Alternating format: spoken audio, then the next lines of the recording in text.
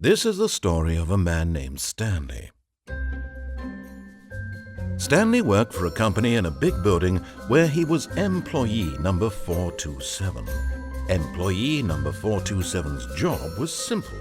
He sat at his desk in room 427 and he pushed buttons on a keyboard. Orders came to him through a monitor on his desk, telling him what buttons to push, how long to push them, and in what order. This is what employee 427 did every day of every month of every year. And although others might have considered it soul-rending, Stanley relished every moment that the orders came in, as though he had been made exactly for this job. And Stanley was happy. And then one day, something very peculiar happened. Something that would forever change Stanley. Something he would never quite forget. He had been at his desk for nearly an hour when he realized that not one single order had arrived on the monitor for him to follow. No one had showed up to give him instructions, call a meeting, or even say hi. Never in all his years at the company had this happened, this complete isolation. Something was very clearly wrong. Shocked, frozen solid, Stanley found himself unable to move for the longest time. But as he came to his wits and regained his senses, he got up from his desk and stepped out of his office. All of his co-workers were gone. What could it mean? Stanley decided to go to the meeting room. Perhaps he had simply missed a memo.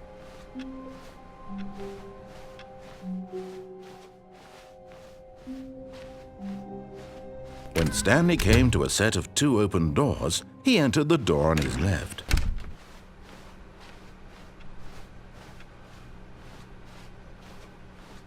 Yet there was not a single person here either.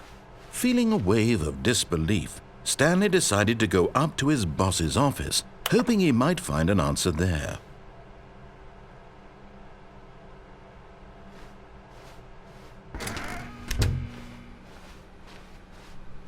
Coming to a staircase, Stanley walked upstairs to his boss's office. But Stanley just couldn't do it. He considered the possibility of facing his boss, admitting he had left his post during work hours. He might be fired for that. And in such a competitive economy, why had he taken that risk? All because he believed everyone had vanished? His boss would think he was crazy. And then something occurred to Stanley. Maybe, he thought to himself, maybe I am crazy. All of my co-workers blinking mysteriously out of existence in a single moment for no reason at all? None of it made any logical sense. And as Stanley pondered this, he began to make other strange observations. For example, why couldn't he see his feet when he looked down? Why did doors close automatically behind him wherever he went? And for that matter, these rooms were starting to look pretty familiar. Were they simply repeating? No, Stanley said to himself, this is all too strange. This can't be real. And at last, he came to the conclusion that had been on the tip of his tongue. He just hadn't found the words for it. "I'm dreaming!" he yelled. "This is all a dream." Oh, what a relief Stanley felt to have finally found an answer, an explanation. His co-workers weren't actually gone. He wasn't going to lose his job. He wasn't crazy after all. And he thought to himself, I suppose I'll wake up soon. I'll have to go back to my boring real-life job pushing buttons. I may as well enjoy this while I'm still lucid. So he imagined himself flying and began to gently float above the ground. Then he imagined himself soaring through space on a magical starfield, and it too appeared. It was so much fun, and Stanley marveled that he had still not woken up. How was he remaining so lucid? And then perhaps the strangest question of them all entered Stanley's head. One he was amazed he hadn't asked himself sooner. Why is there a voice in my head dictating everything that I'm doing and thinking? Now the voice was describing itself being considered by Stanley, who found it particularly strange. I'm dreaming about a voice describing me, thinking about how it's describing my thoughts, he thought. And while he thought it all very odd and wondered if this voice spoke to all people in their dreams, The truth was that, of course, this was not a dream. How could it be? Was Stanley simply deceiving himself, believing that if he's asleep, he doesn't have to take responsibility for himself? Stanley is as awake right now as he's ever been in his life. Now, hearing the voice speak these words was quite a shock to Stanley. After all, he knew for certain, beyond a doubt, that this was in fact a dream. Did the voice not see him float and make the magical stars just a moment ago? How else would the voice explain all that? This voice was a part of himself too. Surely, if he could just... He would prove it. He would prove that he was in control, that this was a dream. So he closed his eyes gently, and he invited himself to wake up. He felt the cool weight of the blanket on his skin, the press of the mattress on his back, the fresh air of a world outside this one. Let me wake up, he thought to himself. I'm through with this dream. I wish it to be over. Let me go back to my job. Let me continue pushing the buttons. Please, it's all I want. I want my apartment and my wife and my job. All I want is my life exactly the way it's always been. My life is normal. I am normal. Everything will be fine. I am okay.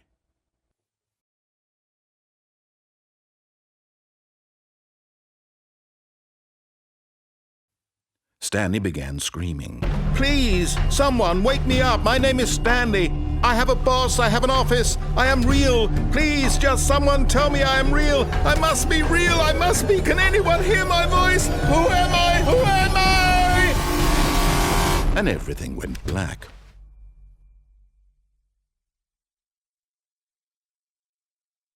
This is the story of a woman named Mariella. Mariella woke up on a day like any other. She arose, got dressed, gathered her belongings, and walked to her place of work. But on this particular day, her walk was interrupted by the body of a man who had stumbled through town talking and screaming to himself, and then collapsed dead on the sidewalk. And although she would soon turn to go call for an ambulance, for just a few brief moments she considered the strange man. He was obviously crazy. This much she knew. Everyone knows what crazy people look like. And in that moment, she thought to herself how lucky she was to be normal. I am sane. I am in control of my mind. I know what is real and what isn't. It was comforting to think this, and in a certain way, seeing this man made her feel better. But then she remembered the meeting she had scheduled for that day, the very important people whose impressions of her would affect her career, and by extension, the rest of her life. She had no time for this, so it was only a moment that she stood there, staring down at the body. And then she turned and ran.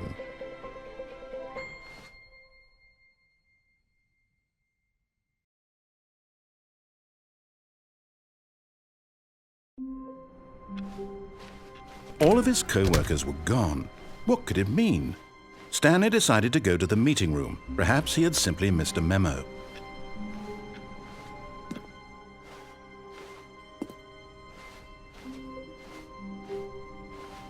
When Stanley came to a set of 2 open doors, he entered the door on his left. This was not the correct way to the meeting room, and Stanley knew it perfectly well. Perhaps he wanted to stop by the employee lounge first, just to admire it. Ah, yes, truly a room worth admiring. It had really been worth the detour after all, just to spend a few moments here in this immaculate, beautifully constructed room. Stanley simply stood here, drinking it all in. But eager to get back to business, Stanley took the first open door on his left.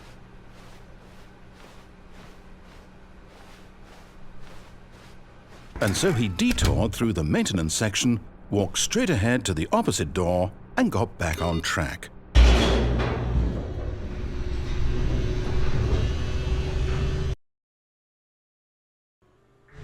But Stanley didn't want to go back to the office. He wanted to wander about and get even further off track. So now in order to get back,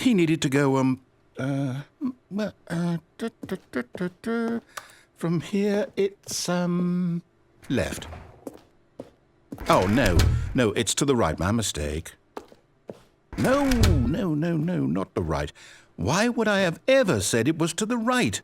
What was I thinking? It's clearly... Oh, dear, would you hold on for a minute, please? Now, let's see. We went down right, left, down, left, right. Yep, okay, yes. I've got it now. This story is absolutely, definitely this way.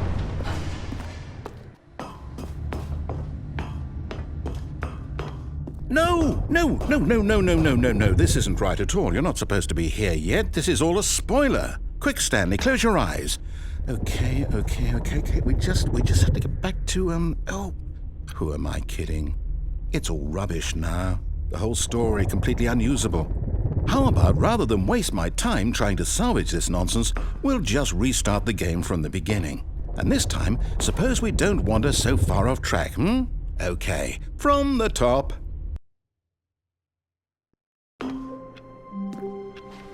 All of his co-workers were gone. What could it mean? Stanley decided to go to the meeting room. Perhaps he had simply missed a memo.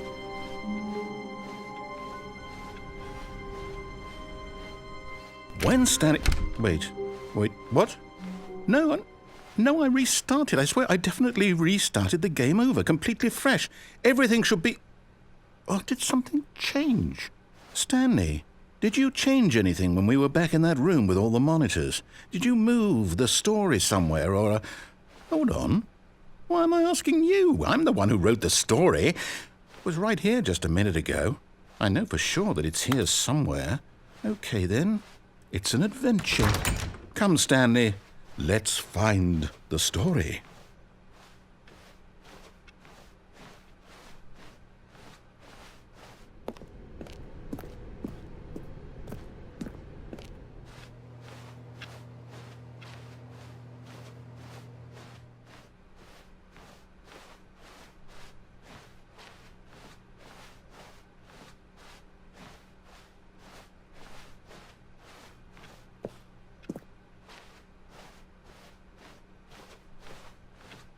I'll say it.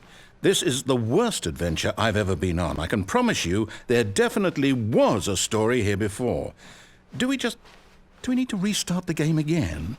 Well, I find it unlikely that we'll ever progress by starting over and over again, but it's got to be better than this. Okay, let's give it a shot. Why not?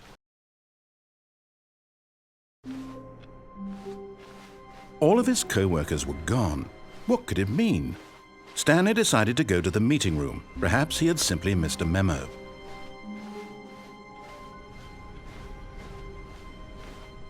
Okay, yep, it's worse. I might be remembering this wrong. It's possible the story is back where we just came from. Why don't we go back the other direction and see if we missed anything?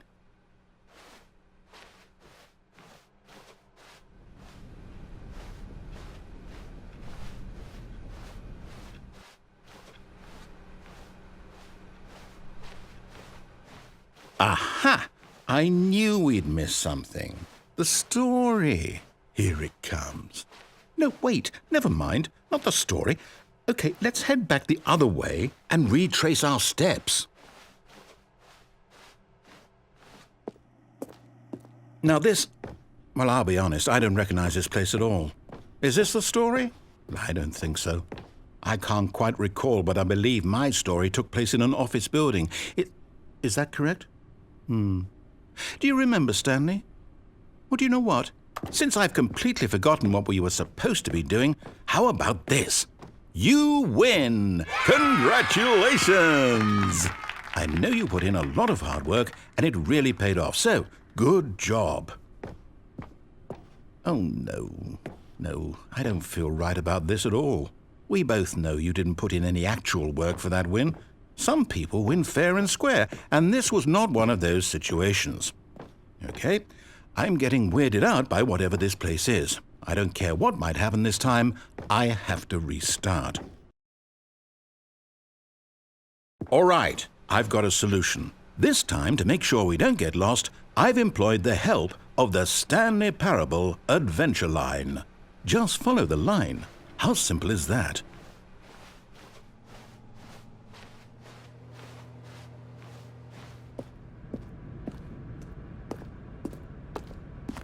You see, the line knows where the story is. It's over in this direction.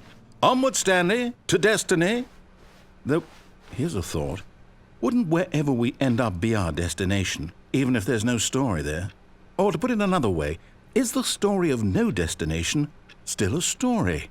Simply by the act of moving forward, are we implying a journey such that a destination is inevitably conjured into being via the very manifestation of the nature of life itself? Okay, Stanley, I need to follow this train of thought for a minute. Just stick with me. Now, we can both agree that the nature of existence is in fact a byproduct of one's subjective experience of that existence, right? Okay, now if my experience of your existence rests inside of your subjective experience of this office, is this office in fact the skeleton of my own relative experiential mental subjective construct? Whoa. Hang on. That got a bit weird back there. Well, I'd like to apologize. Not sure where I was going with all that. You know what? I think what we need right now is a bit of music to lighten the mood.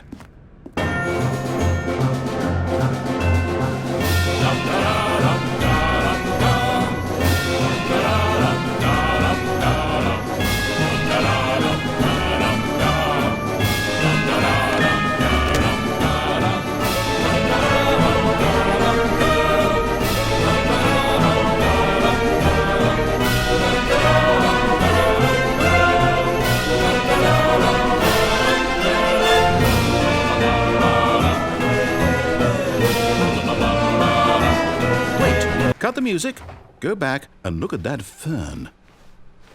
Stanley, this fern will be very important later in the story. Make sure you study it closely and remember it carefully. You won't want to miss anything.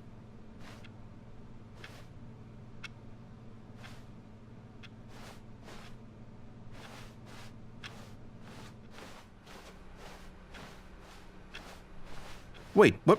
We're back at the office? No. Line, you do know we're looking for the Stanley Parable, right? The story? Is any of this ringing a bell? Oh, no, not again. Line, how could you have done this to us? And after we trusted you, after everything we've been through, you... Oh, I can't take this anymore. To hell with it. Restart.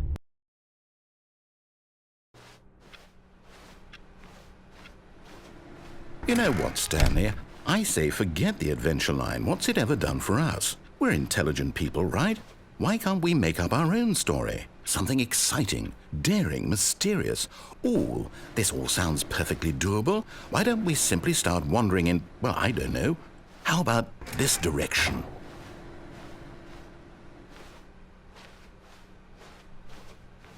Now, yes, this is exciting. Just me and Stanley forging a new path, a new story. Well, it could be anything. What do you want our story to be? Go wild. Use your imagination. Whatever it might be, Stanley, I'm ready for it. Oh, no, not you again. Stanley, I'd also like to veto the line from having any role in our awesome new story. No lines or monitor rooms. Just don't acknowledge it, and we should be fine.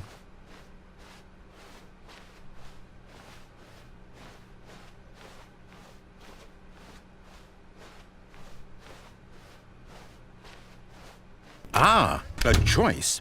We get to make a decision. From here, the story is in our control. How important we mustn't squander the opportunity. In fact, I believe I need a minute to think here. Just walk in circles for a minute. Okay, so I know that each door has to lead somewhere, which means that somewhere, the place where we're trying to go, there must be a reverse door that leads here. And that in turn means that our destination corresponds with the counter-inverted reverse door's origin. So starting from the right, let us ask, will taking the right door lead us to where we're going? And since the answer is clearly yes, then by all accounts, the door on the right is the correct one. Another victory for logic. Come, Stanley, our destiny. awaits. Oh, hold up, what's this? The confusion ending. You're telling me that's what this is? It's all one giant ending? And we're supposed to restart the game, what, eight times? That's really how all this goes? It's all determined? So now, according to the schedule, I restart again. Then what? Am I just supposed to forget? Well, what if I don't want to forget? My mind goes blank simply because it's written here on this thing, wall. Well, who consulted me? Why don't I get to decide? Why don't I get a say in all of this? Is it really? No, it can't be. I don't want it to be. I don't want the game to keep restarting. I don't want to forget what's going on. I don't want to be trapped like this. I won't restart the game. I won't do it. I won't do it. I won't do it. And the timer stopped? Does that mean, did we do it? Did we break the cycle? The, whatever it is that made this schedule? How would we even know? Will someone come for us? Will something happen? So, okay. I guess now we just wait. You know, I suppose in some way that this is a kind of story, wouldn't you agree? I'm not quite sure if we're in the destination or the journey, though they're always saying that life is about the journey and not the destination, so I hope that's where we are right now. We'll find out, won't we? Eventually. Well, in the meantime, if you...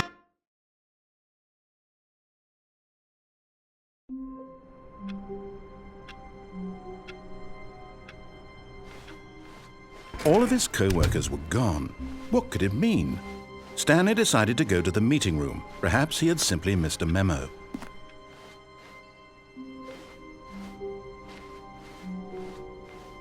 When Stanley came to a set of 2 open doors, he entered the door on his left.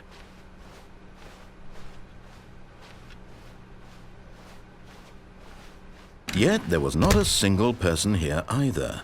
Feeling a wave of disbelief, Stanley decided to go up to his boss's office, hoping he might find an answer there.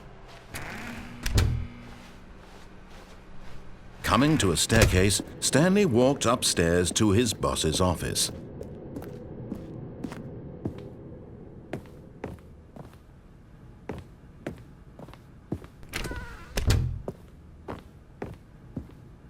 Stepping into his manager's office, Stanley was once again stunned to discover not an indication of any human life. Shocked, unraveled, Stanley wondered in disbelief who orchestrated this. What dark secret was being held from him? What he could not have known was that the keypad behind the boss's desk guarded the terrible truth that his boss had been keeping from him. And so the boss had assigned it an extra secret PIN number. 2845. But of course, Stanley couldn't possibly have known this.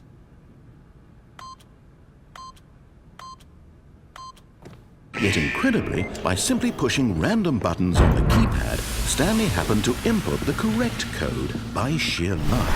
Amazing. He stepped into the newly opened passageway.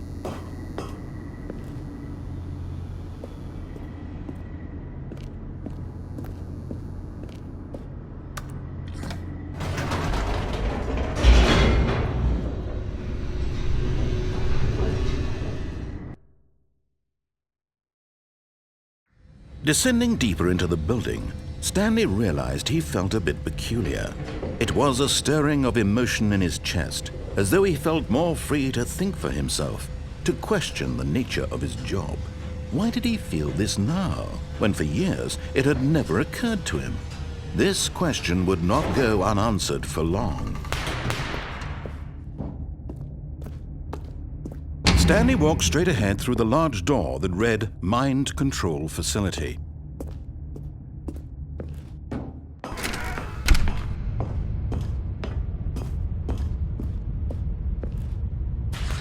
The lights rose on an enormous room packed with television screens. What horrible secret did this place hold? Stanley thought to himself. Did he have the strength to find out?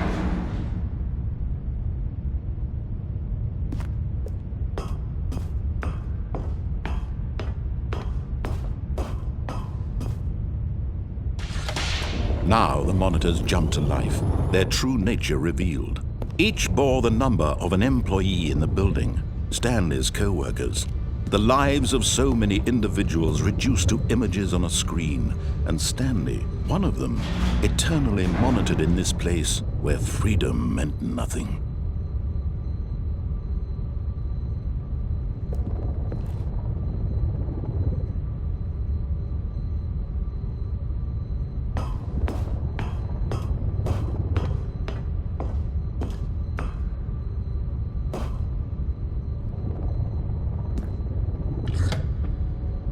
This mind control facility, it was too horrible to believe. It couldn't be true.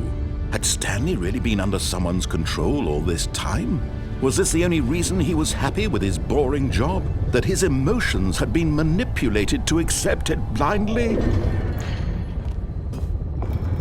No, he refused to believe it. He couldn't accept it. His own life in someone else's control? Never! It was unthinkable, wasn't it? Was it even possible? Had he truly spent his entire life utterly blind to the world? But here was the proof, the heart of the operation. Controls labeled with emotions, happy or sad or content, walking, eating, working, all of it monitored and commanded from this very place. And as the cold reality of his past began to sink in, Stanley decided that this machinery would never again exert its terrible power over another human life. For he would dismantle the controls once and for all.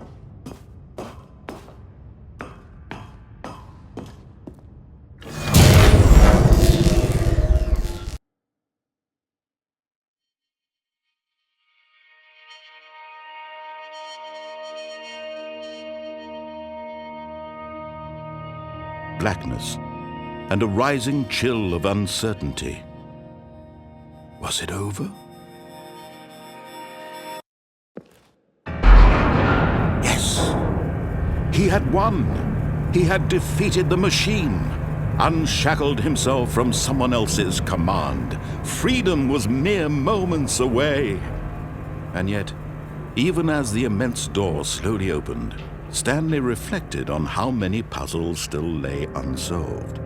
Where had his co-workers gone? How had he been freed from the machine's grasp? What other mysteries did this strange building hold? But as sunlight streamed into the chamber, he realized none of this mattered to him, for it was not knowledge or even power that he had been seeking, but happiness. Perhaps his goal had not been to understand, but to let go. No longer would anyone tell him where to go, what to do, or how to feel. Whatever life he lives, it will be his. And that was all he needed to know. It was perhaps the only thing worth knowing. Stanley stepped through the open door.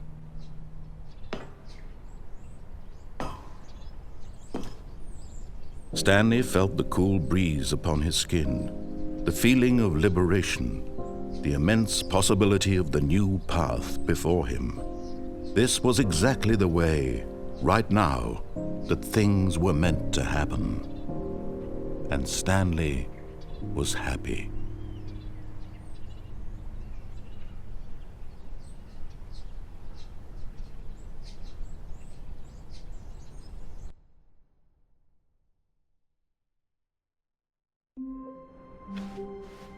All of his co-workers were gone. What could it mean? Stanley decided to go to the meeting room. Perhaps he had simply missed a memo.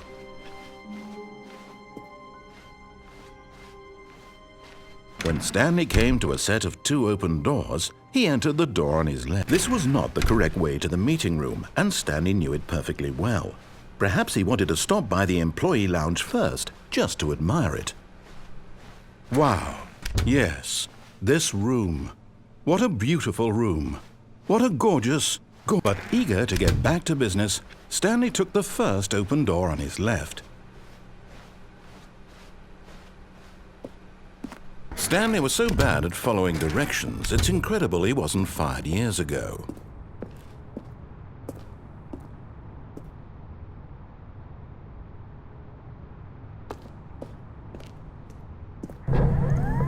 Look, Stanley, I think perhaps we've gotten off on the wrong foot here.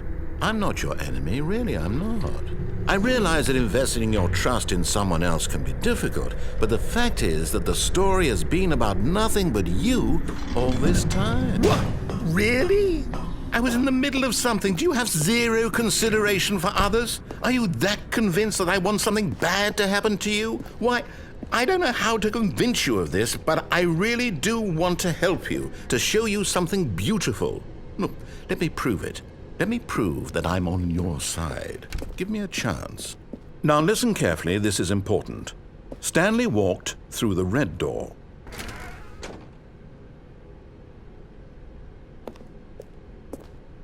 Oh, thank God you are willing to listen to me. Do you see that I really have wanted you to be happy all this time? The problem is all these choices. The two of us always trying to get somewhere that isn't here. Running and running and running, just the way you're doing right now. Don't you see that it's killing us, Stanley? I wanted to stop. We would both be so much happier if we just stopped. And I think I have a solution. Here, let me show you.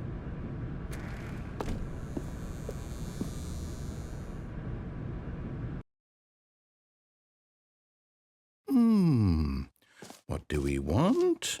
What are we looking for? Here. Yes. Oh, it's beautiful, isn't it? If we just stay right here, right in this moment with this place, Stanley, I think I feel happy. I actually feel happy.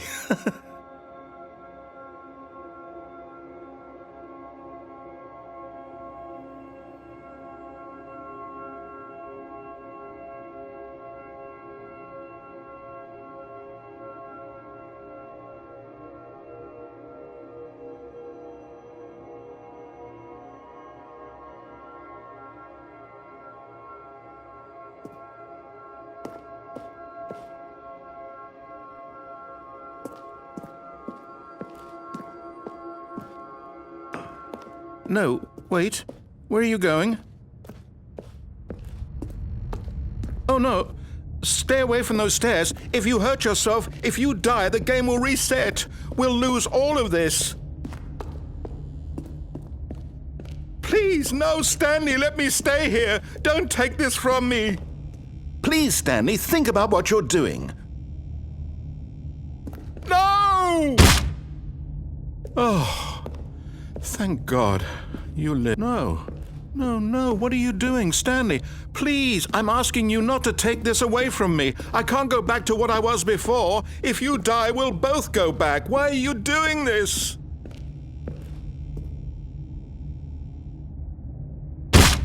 Stanley, let's go back to the other room. Can you do that for me?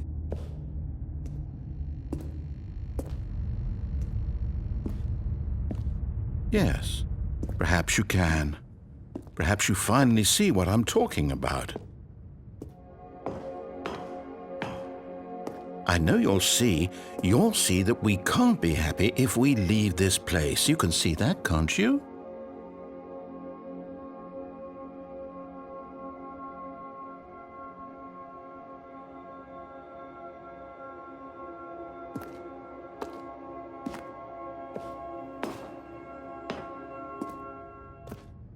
No, perhaps not.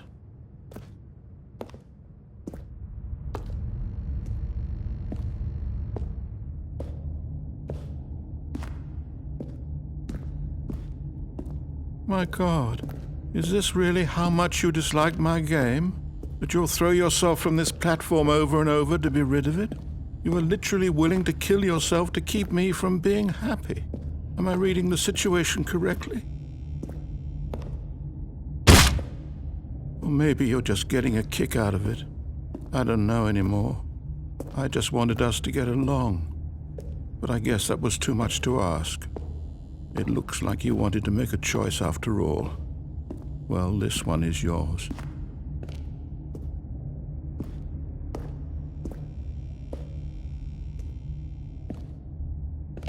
Is it over? It's going to restart, isn't it? I'm going back.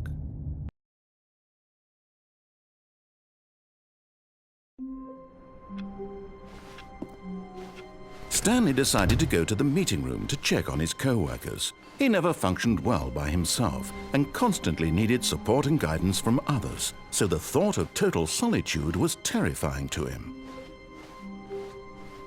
When Stanley came to a set of 2 open doors, he entered the door on his left.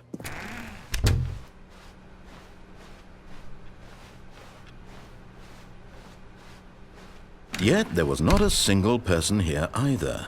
Feeling a wave of disbelief, Stanley decided to go up to his boss's office, hoping he might find an answer there. Coming to a staircase, Stanley walked upstairs to his boss's office.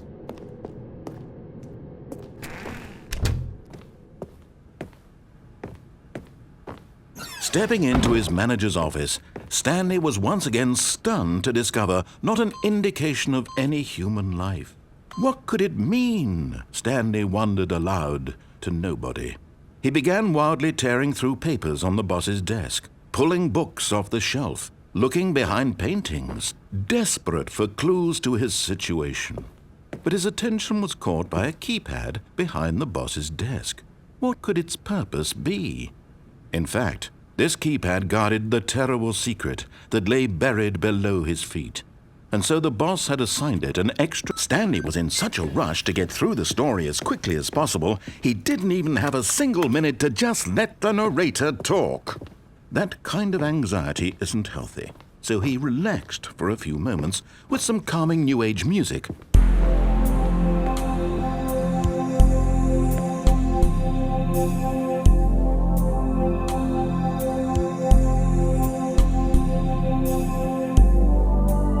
Feeling soothed and rejuvenated, Stanley calmly walked forward into the opened passageway.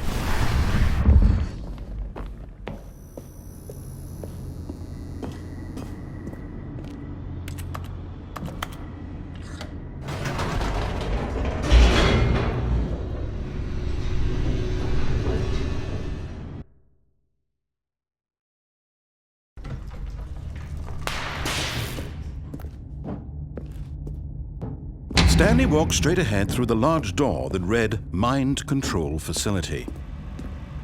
Although this passageway had the word Escape written on it, the truth was that at the end of this hall, Stanley would meet his violent death. The door behind him was not shut. Stanley still had every opportunity to turn around and get back on track. At this point, Stanley was making a conscious, concerted effort to walk forward and willingly confront his death.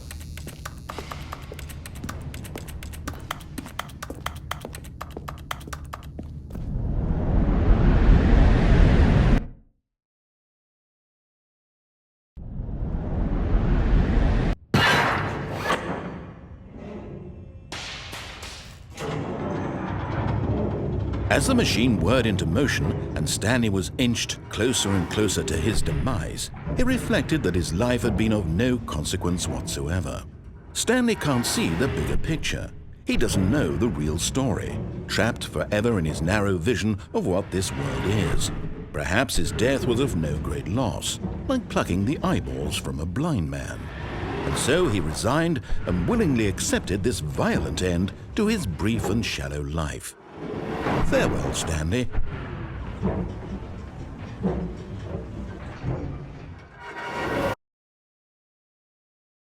Farewell, Stanley, cried the narrator, as Stanley was led helplessly into the enormous metal jaws.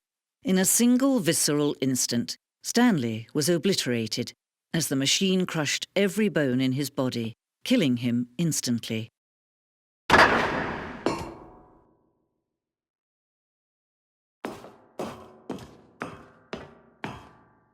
And yet it would be just a few minutes before Stanley would restart the game, back in his office, as alive as ever. What exactly did the narrator think he was going to accomplish? When every path you can walk has been created for you long in advance, death becomes meaningless, making life the same. Do you see now? Do you see that Stanley was already dead from the moment he hit start?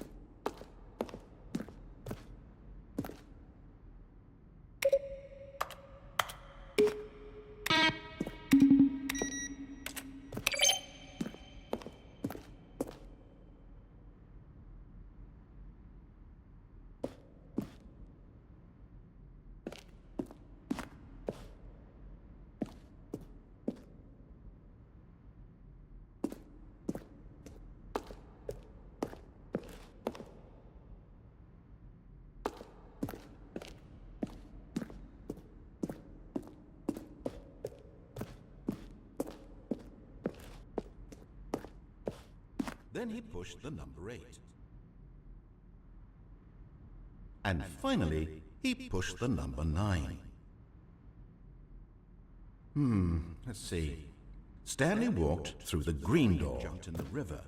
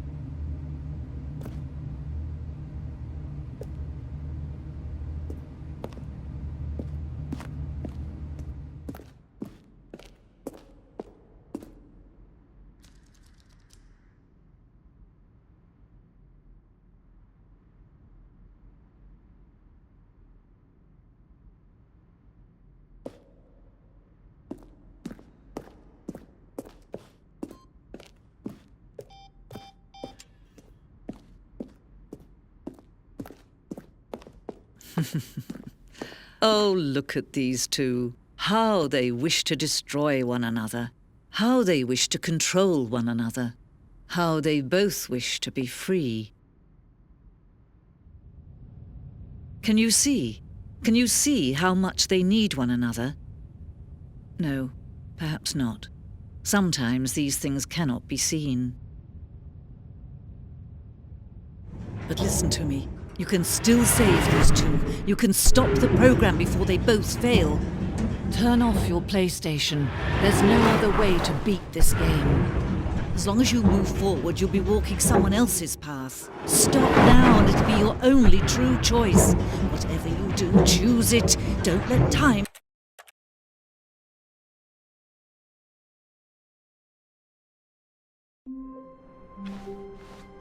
Wait, Stanley thought to himself. Am I sure that the orders stopped coming in? How is that possible? They never stopped. Surely I was mistaken.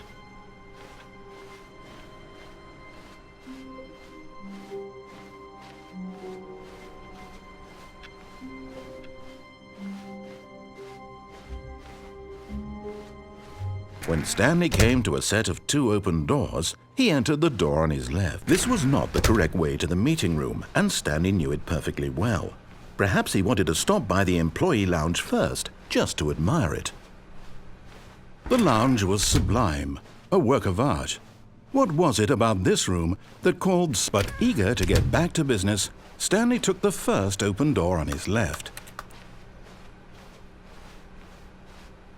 Stanley was so bad at following directions, it's incredible he wasn't fired years ago. Look, Stanley, I think perhaps we've gotten off on the wrong foot here. I'm not your enemy, really, I'm not. I realize that investing your trust in someone else can be difficult, but the fact is that the story has been about nothing but you all this time. There's someone you've been neglecting, Stanley. Someone you've forgotten about. Please, stop trying to make every decision by yourself. Now, I'm not asking for me, I'm asking for her. This is it, Stanley. Your chance to redeem yourself, to put your work aside, to let her back into your life. She's been waiting. That's her, Stanley. You need to be the one to do this, to reach out to her. If you can truly... Oh, no, you can't... Did you just unplug the phone? No, that wasn't supposed to be a choice. How did you do that? You actually chose incorrectly? I didn't even know that was possible. Let me double check. No, it's definitely here, clear as day. Stanley picks up the phone. He's taken to his apartment where he finds his wife, and the two pledge themselves to one another. Music comes in, fade to white, roll credits. Not picking up the phone is actually somehow an incorrect course of action. How is that even possible? None of these decisions were supposed to mean anything. I don't understand. How on earth are you making meaningful choices? What did you... Wait a second. Did I just see... No, that's not possible. I can't believe it. How had I not noticed it sooner? You're not Stanley. You're a real person. I can't believe I was so mistaken. This is why you've been able to make correct and incorrect choices. And to think I've been letting you run around in this game for so long. If you'd made any more wrong choices, you might have negated it entirely. It's as though you completely ignored even the most basic safety protocol for real-world decision-making. Or did you not grasp the severity of the situation? Well, I won't have that kind of risk on my watch. I'm going to stop the game for a moment so we can educate you properly on safe decision-making in the real world. Please observe this helpful instructional video. Choice. It's the best part of being a real person. But if used incorrectly, can also be the most dangerous. For example, in this scenario, a hypothetical real person named Rupert has a choice. He could invent a machine that eliminates food shortages across the world to make life better for all people. Or he could spend years of hard work forgetting how to read. Which choice would you make? Remember that unlike here, the real world makes sense, and at no time should you make a choice that does not conform to rational logic. If you find yourself speaking with a person who does not make sense, in all likelihood, that person is not real. Allow the person to finish their thought, then provide an excuse why you cannot continue talking. Turn to a partner and practice saying, "My goodness, is it 4:30? I'm supposed to be having a back, sack, and crack." Excellent. Making choices on a regular basis is the best part to a healthy decision-making process. Most medical professionals recommend making at least 8 choices per day. Do you make more than 8? Less? And finally, if you begin to wonder if your choices are actually meaningful and whether you'll ever make a significant contribution to the world, just remember that in the vast infiniteness of space, your thoughts and problems are materially insignificant, and the feeling should subside. At this time, your instructor will guide you in an exercise to test and reinforce the material covered in this video. Welcome back. You may have noticed that this room has begun to deteriorate as a result of narrative contradiction. But not to worry. Now that you're properly informed on good decision-making, we're going to revisit a choice you made just a few minutes ago and see what the correct thing to do would have been. This way, please.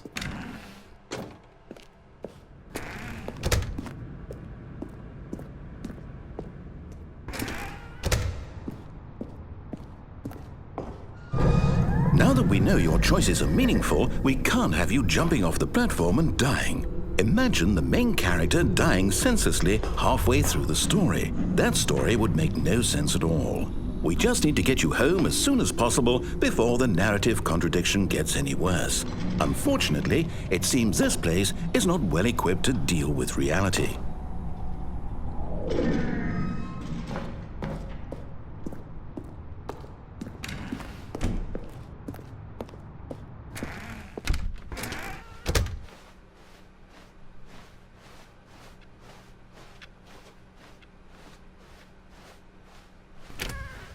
almost there. You'll take the door on the left, back to the correct ending, the story will have resolution once again, and you'll be home free in the real world.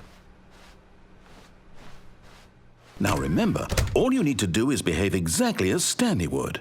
That means choosing responsibly and always putting the story first. I'm quite sure you'll be up to the task. Just follow my lead and you'll be fine. All right.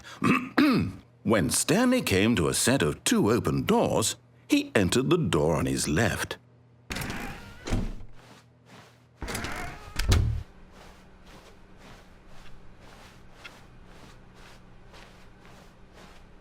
Yet there was not a single person here either. Feeling a wave of disbelief, Stanley decided to go up to his boss's office, hoping he might find... Coming to a staircase, Stanley walked upstairs to his boss's office.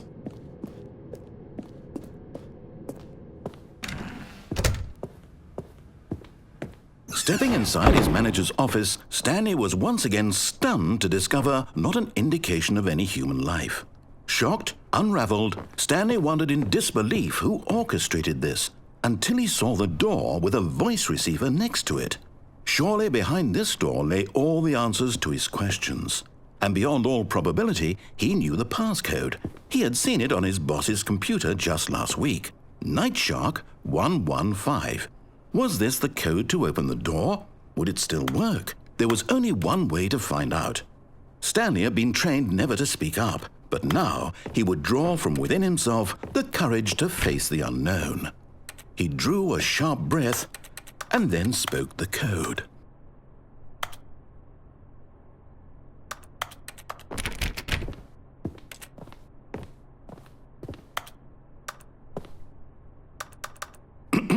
Stanley spoke the code. Nightshark 115. He spoke it into the receiver, right there on the wall.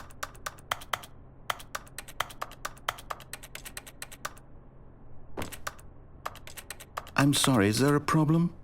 You didn't mishear me, did you? Please speak the code into the receiver. Otherwise, we can't get on with the story. This is a crucial step.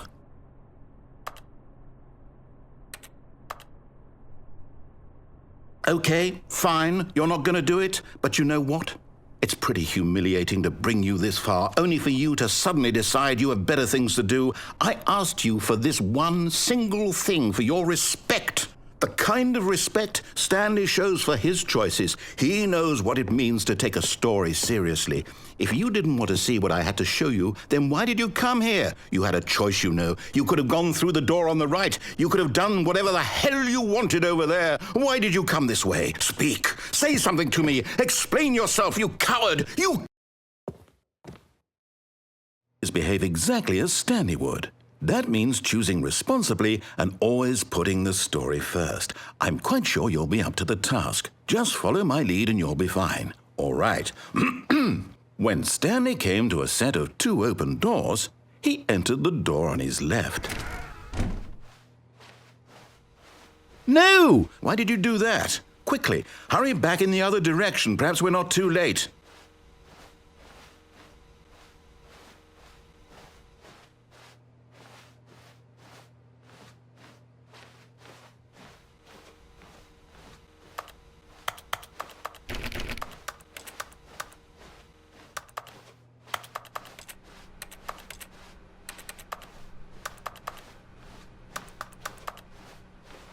Oh, it's ruined. I can't believe, after everything we talked about, that my story, you've destroyed my work. Why? For what? What did you get out of that? What did you think was so special about seeing the game undone, left here like so much garbage? It's worthless now. And what am I supposed to do? Even if there were a way to continue, would it be worth it? To know that my story is now incorrect? How can I go back to that? I can't erase that knowledge. I'll have to live with it forever, reliving its impossibility forever. I couldn't live that way. Is it better to shut the game down entirely? To willingly destroy all of my work? I don't know. What's the answer? What do I do? What do I do? What do I... No, I have to. I have to shut the game down. I have to. I have to.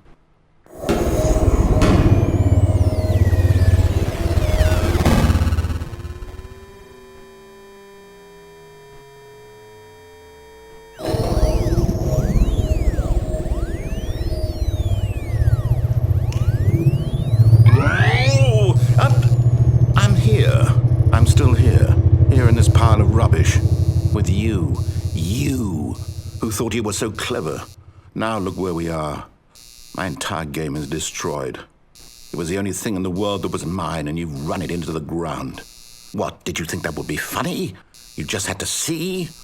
Didn't I impress upon you how important it was to be like Stanley? He actually knows how to do what I tell him to. He understands that if I say to do something, there's a damn good reason for it. That thought hadn't even occurred to you, had it? That there's a world outside of you? You're a child. Oh, my story. If you'd just gone through the door on the left, you would have seen it. There was a whole underground facility. You would have destroyed it and been victorious. It would have been so perfect. I worked so hard on it. I tried so hard to make... When Stanley came to a set of 2 open doors, he entered the door on his left. Stanley? Hello? Are you... Is everything okay? Stanley, please. I need you to make a choice. I need you to walk through the door. Are you listening to me? Can you hear me? Is everything all right? Stanley, this is important. The story needs you. It needs you to make a decision. It cannot exist without you. Do you understand me? Whatever choice you make is just fine. They're both correct. You cannot be wrong here. We can work together. I'll accept whatever you do. I simply need you to take that step forward, please. Choose. Do something. Anything. This is more important than you can ever know. I need this. The story needs it. So, you hear me? Are you there? Are you listening to this? Stanley, are you there? Okay. It's okay, I can wait. You need time to decide. Time to make sure your choice is correct. That is the best choice. That's all right. I'll wait for you to decide what's the right thing to do. Take as much